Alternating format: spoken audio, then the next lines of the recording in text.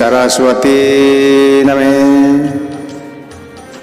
ओम श्री सीतारामाभ्याम नमः।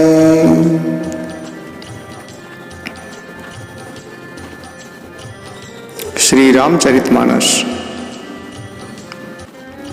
जब प्रभु श्री रामचंद्र जी माता सीता जी को बाग में देखते हैं,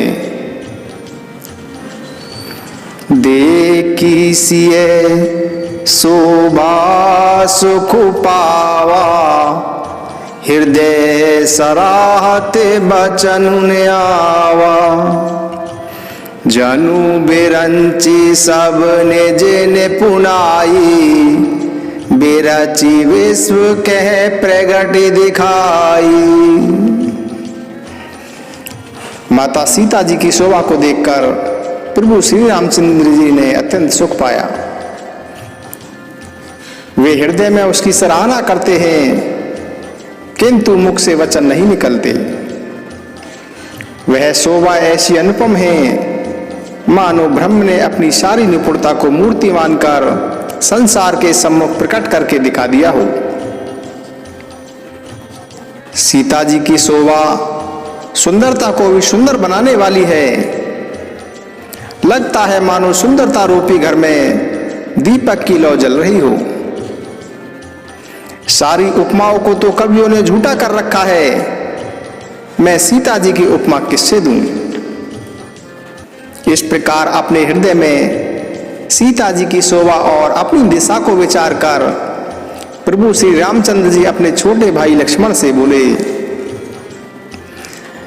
ताते जनक तना यह सोई, धनुष यज्ञ जहि कारण होई, पूजन गौरी सकीले आई, करत प्रकाश फिरई फुलवाई।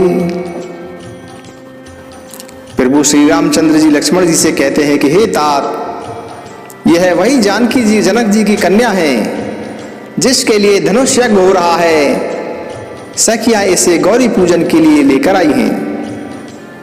यह फुलवारी में प्रकाश करती हुई फिर रही है। जिसकी अलौकिक सुंदरता देखकर मेरा मन क्षुब्ध हो गया है, वह सब कारण तो विधाता ही जाने, किंतु हे भाई, मेरे मंगलदायक दाहिने अंग फड़क रहे हैं। रघुवंशन कर सहज स्वभाऊ, मनु को पंत पगु धरई ने काऊ, मोहि अतिशय प्रत्यति मन केरी, जेहि सपने ऊपर नारी ने हेरी। प्रभु श्री रामचंद्र जी लक्ष्मण जी से कहते हैं कि रघुवंशियों का यह जन्मजात स्वभाव है कि उनका मन कभी कुमार्ग पर नहीं चलता। मुझे अपने मन पर पूर्ण विश्वास है कि जिसने स्वप्न में भी कभी पराई स्त्री पर दृष्टि नहीं डाली, जो लड़ाई के मैदान से भागते नहीं, पराई स्त्री जिनके मन और दृष्टि को आकर्षित नहीं कर पाती, और भिखारी जिनके यहाँ से खाली हाथ नहीं लौटते, ऐसे श्रेष्ठ व्यक्ति संसार में बहुत थोड़े हैं। इस प्रकार प्रभु श्री राम जी छोटे लक्ष्मण भाई से बातें कर रहे हैं, पर उनका मन सीता जी के रूप के प्रति ही आकर्षित है तथा उनके मुख रूपी कमल का पान कर रहा है। सीता जी चकित होकर चारों ओर देख रही हैं।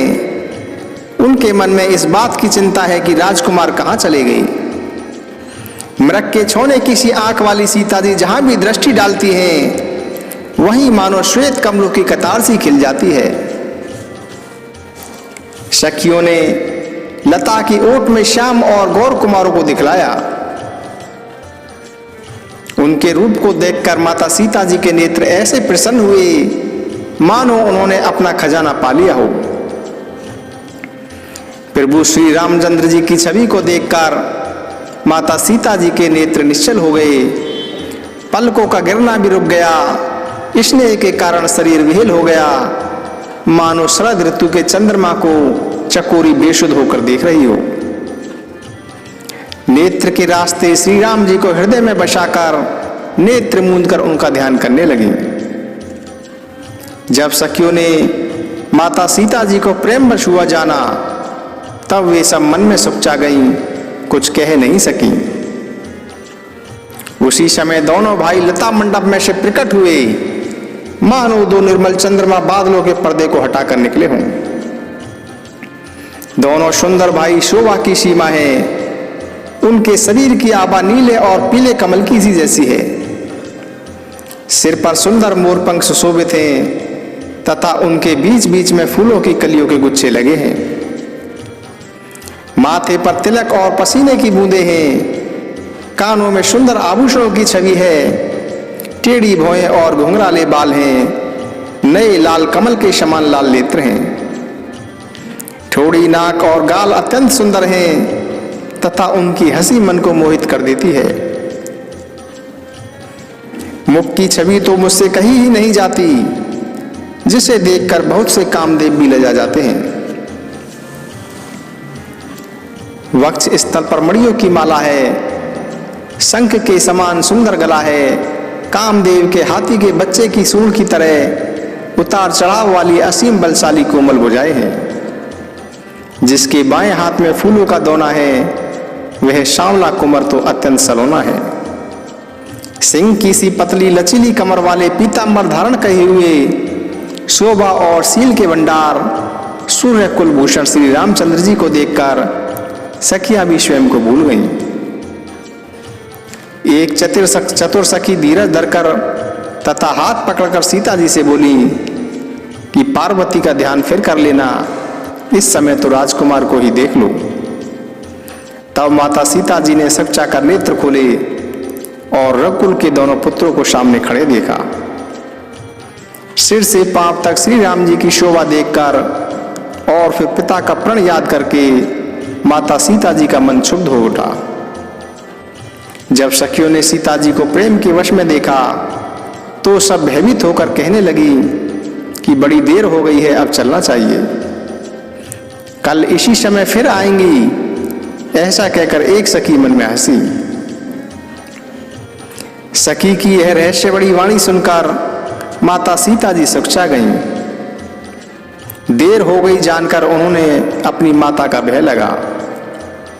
तब धैर्य पूर्वक वे हृदय में श्री रामचंद्र जी को उनका ध्यान करती हुई अपने को पिता के अधीन जानकर लौट चली। मृग पक्षी और वृक्षों को देखने के बहाने सीता जी बार बार घूम घूम कर प्रभु श्री रामचंद्र जी की छवि को देख देख कर उनका प्रेम बढ़ता ही जाता है। शिव जी के धनुष को कठोर जानकर वे मन में विलाप करती हुई हृदय में श्री राम जी की श्यामली मूर्ति को बसाकर चली। शिव जी के धनुष की कठोरता का स्मरण आने से उन्हें चिंता होती है कि ये सुकुमार रघुनाथ जी उसे कैसे तोड़ेंगे। पिता के प्रण की स्मृति से उनके हृदय में क्षोभ था, इसीलिए मन में विलाप करने लगी। फिर प्रभु के बल का स्मरण आते ही वे प्रसन्न हो गईं और उनकी श्यामली छवि को हृदय में धारण करके चल दी। प्रभु श्री राम जी ने जब सुख स्नेह शोभा और गुणों की खान श्री जानकी जी को जाते हुए देखा, परम प्रेम में मृदु मशकीनी चारु चित्त भीति लिखलीनी गई भवानी भवन बहोरी बंदी चरण बोली कर जोरी। तब उन्होंने भी प्रेम की कोमल शाही से उनके सुंदर स्वरूप को अपने चित्ररूपी भित्ति पर अंकित कर लिया।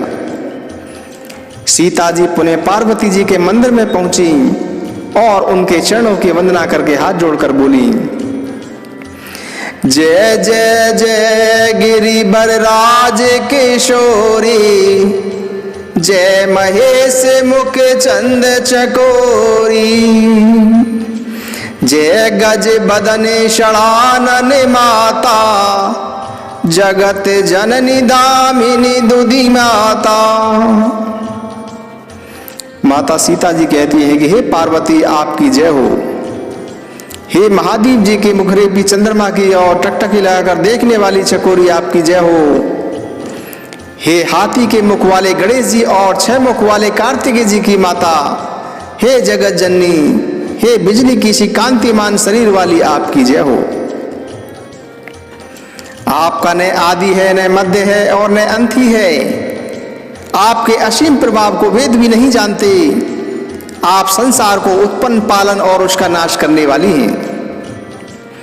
विश्व को मोहित करने वाली तथा स्वतंत्र विचरण करने वाली हैं। पति को ईष्ट देव मानने वाली श्रेष्ठ नारियों में हे माता, आपकी गणना सर्वप्रथम है। आपकी महिमा का बखान तो हजारों सरस्वती और शेष जी भी नहीं कर सकते। हे मुंह मांगा वर देने वाली, हे सर्वप्रिया, हे शिवप्रिया, आपकी सेवा करने से चारों फल सुलभ हो जाते हैं। हे देवी, आपके चरण कमलों की पूजा करके देवता, मनुष्य और मुनि सभी सुखी हो जाते हैं। मेरे मनोरथ को आप भली प्रकार जानती हैं, क्योंकि आप सबके हृदय के हृदय रूपी नगर में निवास करती हैं। इसलिए मैंने उसको प्रकट नहीं किया। ऐसा कहकर जानकी जी ने उनके चरण कमल पकड़ लिए। पार्वती जी भी सीता जी के विनय और प्रेम के वश हो गईं। पार्वती जी के गले की माला खिसक गई और मूर्ति मुस्कुराई। सीता जी ने आदर पूर्वक उस माला को प्रसाद रूप से अपने सिर पर धारण कर लिया। पार्वती जी का हृदय भी हर्ष से भर गया और वे बोली, सुनु सिए सत्य आशीष हमारी, पूजी मन कामना तुम्हारी। नारद बचन सदा सुचि साचा, सो बरु मिलहि जाहे मनुराचा। माता पार्वती जी से सीता जी से बोली कि हे सीता, हमारा सच्चा आशीर्वाद सुनो, तुम्हारी मनोकामना पूरी होगी। नारद जी का वचन सदा पवित्र और सत्य है। जिसमें तुम्हारा मन अनुरक्त हो गया है वही वर तुम्हें प्राप्त होगा। जिसमें तुम्हारा मन अनुरक्त हो गया है वही स्वभाव से सुंदर सांवला वर श्री रामचंद्र जी तुम्हें मिलेगा। वह दया का खजाना और सर्वज्ञ तुम्हारे शील और स्नेह को जानता है। इस प्रकार पार्वती जी का आशीर्वाद सुनकर जानकी जी समेत सब सखियां हृदय में प्रसन्न हुई। तुलसीदास जी कहते हैं कि तब बार बार पूजन करके सीता जी प्रसन्न मन से राजमहल को लौट चली। पार्वती जी को अपने अनुकूल जानकर सीता जी के हृदय में जो हर्ष हुआ उसे बताया नहीं जा सकता। सो मंगल रूप उनके बाएं अंग फड़कने लगे। हृदय में सीता जी के सौंदर्य की सराहना करते हुए दोनों भाई भी गुरु जी के पास आ गए। प्रभु श्री रामचंद्र जी ने विश्वामित्र जी से सब कुछ कह दिया, क्योंकि उनका स्वभाव अति सरल है। छल तो उन्हें छू भी नहीं सका है। फूल पाकर मुनि ने पूजा की और फिर दोनों भाइयों को आशीर्वाद दिया कि तुम्हारे मनोरथ सफल हों। यह सुनकर श्री राम और लक्ष्मण जी अत्यंत प्रसन्न हुए। मुनि विश्वामित्र जी भोजन करके प्राचीन कथाएं कहने लगे और इतने में ही दिन बीत गया और गुरु की आज्ञा पाकर दोनों भाई संध्या करने लगे। उधर पूर्व दिशा में चंद्रमा उदय हुआ। श्री रामचंद्र जी ने उसे सीता के मुख के समान समझकर सुख पाया। फिर मन में विचार किया कि यह चंद्रमा तो सीता जी के मुख के समान नहीं है। खारे समुद्र में से यह जन्मा, फिर विष इसका भाई है। दिन में यह मलिन रहता है और काला दाग से युक्त है। बेचारा गरीब चंद्रमा सीता जी के मुख की बराबरी किस प्रकार कर सकता है। फिर यह घटता बढ़ता भी है और विरहिणी स्त्रियों को दुख देने वाला है। राहु इसे ग्रस लेता है। चकवे को चपकी के वियोग से शोक देने वाला और यह कमल को वैरी अर्थात उसे मुरझा देने वाला है। हे चंद्रमा, तुझ में तो अनेक अवगुण हैं, अतः जानकी जी के मुख तो तेरी उपमा नहीं हो सकती। इस प्रकार चंद्रमा के बहाने श्री सीता जी के मुख की छवि का वर्णन करके बड़ी रात हो गई जानकर वे गुरु जी के पास चले गए। मुनि के चरण कमलों में प्रणाम कर तथा उनसे आज्ञा लेकर उन्होंने विश्राम किया और रात बीतने पर श्री रघुनाथ जी जाग उठे और लक्ष्मण से कहने लगे कि हे तात, देखो कमल चक्रवाक और समस्त संसार को सुख देने वाला अरुणोदय हो गया है। तब लक्ष्मण जी दोनों हाथ जोड़कर कोमल वाणी से बोले, अरुणोदय होने से कुमुदिनी सुपचा गई और तारागणों का प्रकाश भी फीका पड़ गया, मानो आपका आया जानकर सब राजा बलहीन हो गए हों। सब राजा रूपी तारे उजाला करते हैं पर वे धनुष रूपी महान अंधकार को नहीं मिटा सकते। रात्रि का अंत होने से कमल चक्री भोरा तथा नाना प्रकार के पक्षी प्रसन्न हो रहे हैं। वैसे ही प्रभु आपके भक्त धनुष टूटने पर सुखी होंगे। सूर्य उदय हुआ, बिना ही परिश्रम के अंधकार नष्ट हो गया, तारे छिप गए और संसार में प्रकाश हो गया। हे रघुकुल भूषण राम, सूर्य ने अपने उदय के बहाने सब राजाओं को आपका प्रताप दिखा दिया है। आपकी भुजाओं के बल की महिमा को दिखाने के लिए ही धनुष तोड़ने की यह परिपाटी प्रकट हुई है। भाई के वचन सुनकर प्रभु श्री रामचंद्र जी मुस्कुराए। फिर श्री राम जी ने शौच से निवृत्त होकर स्नान किया और नित्य क्रम करके वे गुरु जी के पास आए और गुरु जी के चरण कमलों में सिर झुकाया। तब महाराजा जनक ने सतानंद जी को बुलाया और उन्हें शीघ्र ही मुनि विश्वामित्र जी के पास भेजा। सतानंद जी ने आकर जनक जी की विनती सुनाई। विश्वामित्र जी ने प्रसन्न होकर दोनों भाइयों को बुलाया। सतानंद जी की चरण वंदना करके प्रभु श्री रामचंद्र जी गुरु विश्वामित्र जी के पास जा बैठे। तब मुनि ने कहा कि हे तात, चलो, जनक जी ने हमें बुलाया है। सिए स्वयंवरु देखई जाई, ईसु काहि दो देहि बड़ाई। लखन कहा जस भाजनु सोई, नाथ कृपा तब जा पर होई। हर से मुनि सबे सुनी बरवानी, दीनी आशीष सबहि सुखी मानी। पुनि मुनि वृंदे समेत कृपाला, देखन चले धनुष मखशाला। रंग भूमि आए दो भाई, अशेषुधि सब पुरा भसनी पाई। चले शकल ग्रह काज बिसारी, बाल जुबान जरठ नर नारी। देखी जनक वीर बे भारी, सूची सेवक सब लिए हकारी।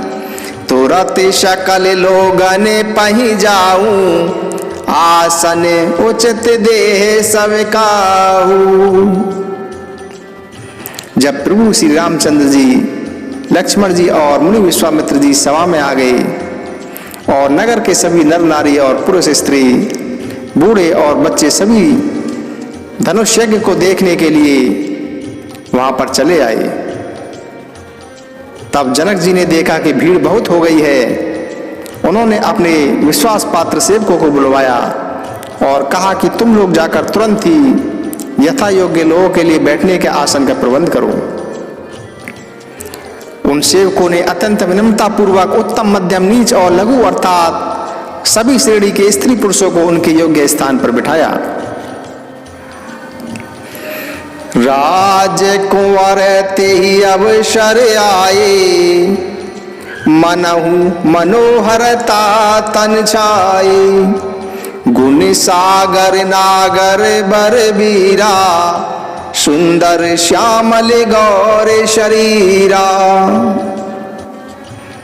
और उसी समय राम और लक्ष्मण भी वहां आ गए, मानो साक्षात सौंदर्य ही उनके शरीर पर छा रहा हो। सुंदर सांवला और गोरा उनका शरीर है तथा वे गुणों के समुद्र, चतुर और उत्तम वीर हैं। वे राजाओं के समाज में इस प्रकार शोभित हो रहे हैं मानो तारागणों के बीच दो चंद्रमा हो। जिनकी जैसी भावना थी प्रभु को उन्होंने वैसा ही उनकी भावना के अनुरूप ही दर्शन दिया। जिनके रही भावना जैसी प्रभु मूरत तिन देखी तैसी। जिसकी जैसी भावना थी प्रभु को उन्होंने वैसा ही उसी रूप में देखा। अनेक शूरवीर राजा प्रभु श्री रामचंद्र जी के रूप को देख रहे हैं, मानो स्वयं वीर रस ने शरीर धारण कर लिया हो। कुटिल राजा प्रभु श्री रामचंद्र जी को देखकर डर गए, मानो कोई भयानक मूर्ति देख ली हो। छल पूर्वक जो राक्षस वहां राजाओं के वेश में बैठा था, उन्होंने प्रभु श्री राम जी को साक्षात काल के रूप में देखा।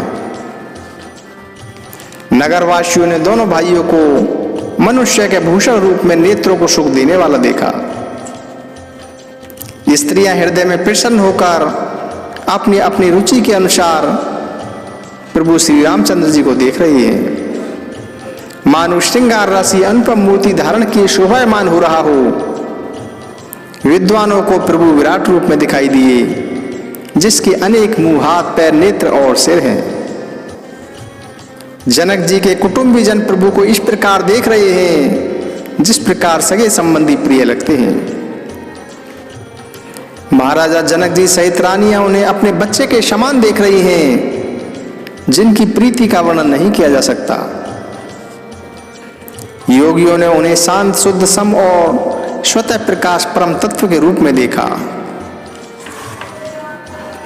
प्रभु भक्तों ने दोनों भाइयों को सब सुख देने वाले इष्ट देव के समान देखा। लेकिन सीता जी जिस भाव से प्रभु श्री रामचंद्र जी को देख रही हैं, उस स्नेह और सुख का तो वर्णन नहीं किया जा सकता। उस स्नेह और सुख का तो हृदय में अनुभव करने पर ही उसे कह नहीं सकती, फिर कोई कवि किस प्रकार उसका वर्णन कर सकता है। इस प्रकार जिसका जैसा भाव था प्रभु श्री रामचंद्र जी को उसने उसी रूप में देखा।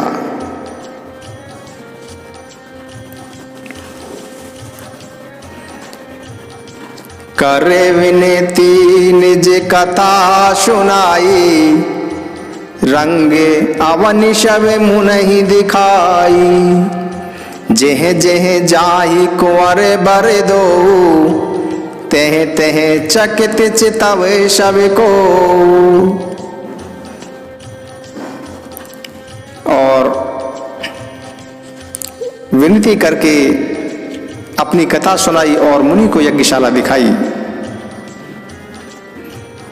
मुनि विश्वामित्र जी ने अपने साथ में दोनों राजकुमार जहां जहां भी जाते हैं, वहीं वहीं सब आश्चर्यचकित हो देखने लगते हैं। सबने श्री राम जी को अपनी ओर मुख करे हुए देखा, परंतु इस बात का रहस्य कोई नहीं जान सका।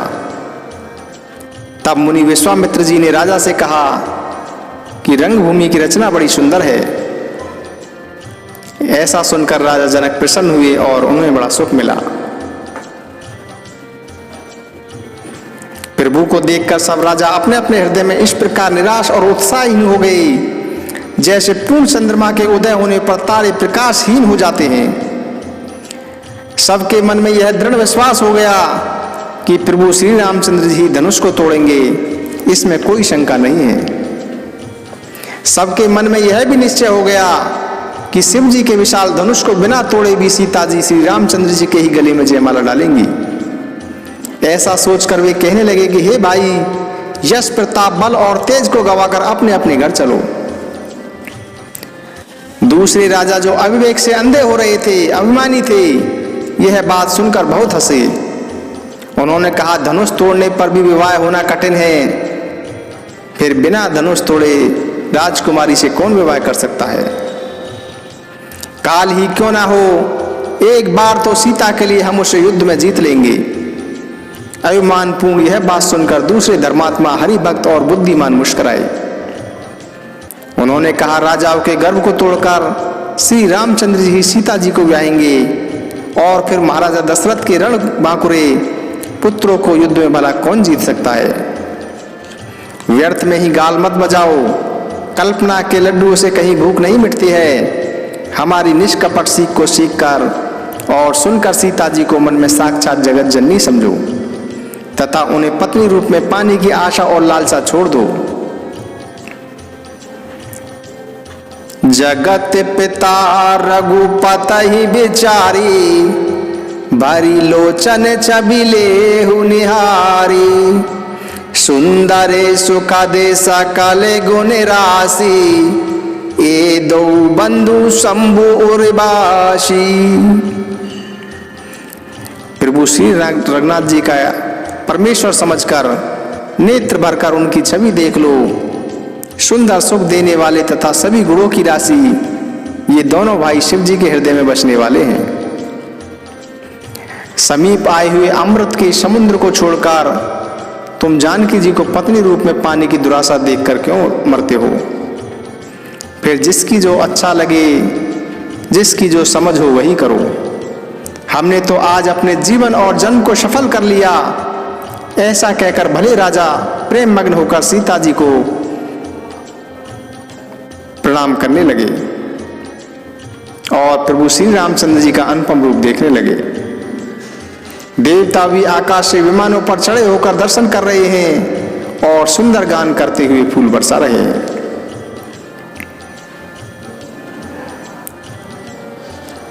जय श्री राम, जय जय श्री सीताराम। श्री राम जय राम, जय जय राम। श्री राम जय राम, जय जय राम। श्री राम जय राम, जय जय राम। श्री राम जय राम, जय जय राम। श्री राम जय राम, जय जय राम। प्रभु राम जय राम, जय जय राम। श्री राम जय राम, जय जय राम। प्रभु राम जय राम, जय जय राम। श्री राम जय राम, जय जय राम। श्री राम जय राम, जय जय राम। श्री राम जय राम, जय जय राम। श्री राम जय राम, जय जय राम। श्री राम जय राम, जय जय राम। श्री राम जय राम, जय जय राम।